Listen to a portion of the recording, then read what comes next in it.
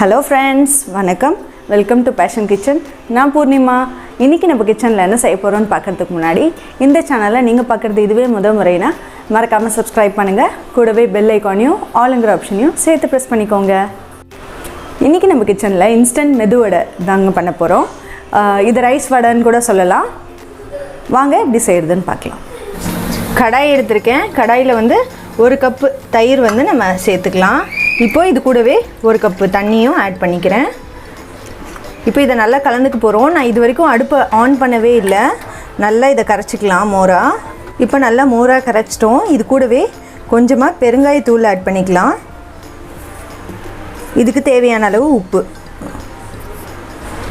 உப்பு சேர்த்துட்டு பொடியா நறுக்குன பச்சை மிளகாய் 2,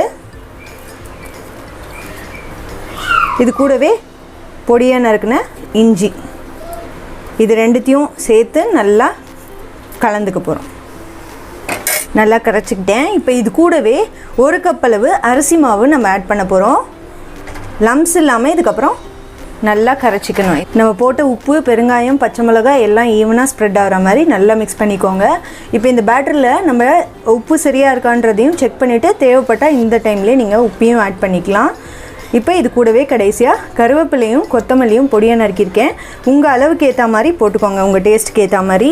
சிலருக்கு கொத்தமல்லி பிடிக்கலனா அவாய்ட் பண்ணிக்கலாம். இப்போ இதையும் நல்லா ஈவனா மிக்ஸ் பண்ணிக்க போறோம்.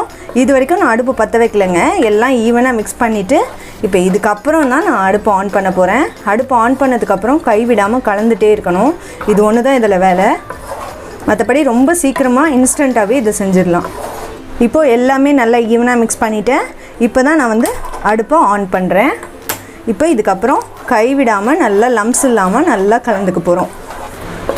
அடுப்பை வந்து நல்லா மீடியம் ஃப்ளேம்லயே வெச்சுக்கோங்க.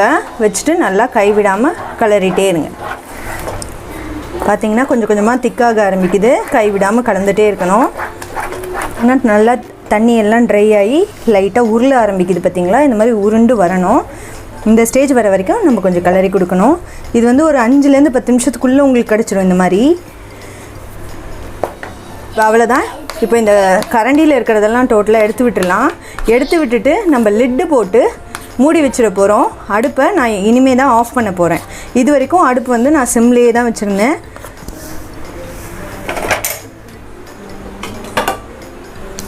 அவ்வளவுதான். லிட் போட்டு அடுப்பு ஆஃப் பண்ணிட போறேன். ஒரு 5 நிமிஷம் இப்படியே இருக்கட்டும். அதுக்கு அப்புறம் இன்னொரு வாட்டி கலரி கொடுத்துட்டு நம்ம ஆறுனதுக்கு அப்புறமா வடையா பண்ணிடலாம். இப்போ இத நம்ம வேற ஒரு பாத்திரத்துக்கு மாத்திக்கலாம். மாத்திட்டு கொஞ்சம் ஆறுனோனே லைட்டா பிசைஞ்சிட்டு வடை மாதிரி நம்ம ஷேப் பண்ணிக்கலாம். இப்போ கொஞ்சம் ஓரளவு ஆறிடுச்சு. கை பொறுக்கிற சூட்ல தான் இருக்கு, ரொம்ப மைல்டான சூட்ல. இப்போ நமக்கு தேவையான அளவு உருண்டை எடுத்துக்கலாம். எடுத்து நல்லா இந்த மாதிரி உள்ளங்கையில லைட்டா எண்ணெய் தடவிக்கோங்க, ஒட்டாம இருக்கிறதுக்கு. தடவிட்டு தண்ணி பக்கத்துல வச்சிட்டு வடை மாதிரியே தான் உளுந்து வடை நம்ம எப்படி பண்ணுவோம் அதே மாதிரியே தான்.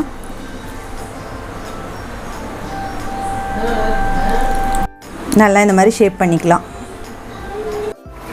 இந்த மாதிரி வடைகளை நம்ம ரெடி பண்ணி வச்சுக்கலாம். ரெடி பண்ணி வச்சுட்டா எண்ணெய் காஞ்சதுக்கு அப்புறம் வரிசையா போட்டு எடுக்கிறதுக்கு ஈஸியா இருக்கும். ஆயில் நல்லா ஹீட் ஆயிடுச்சு. இப்போ நம்ம வந்து வடையை போட்டு எடுத்துடலாம்.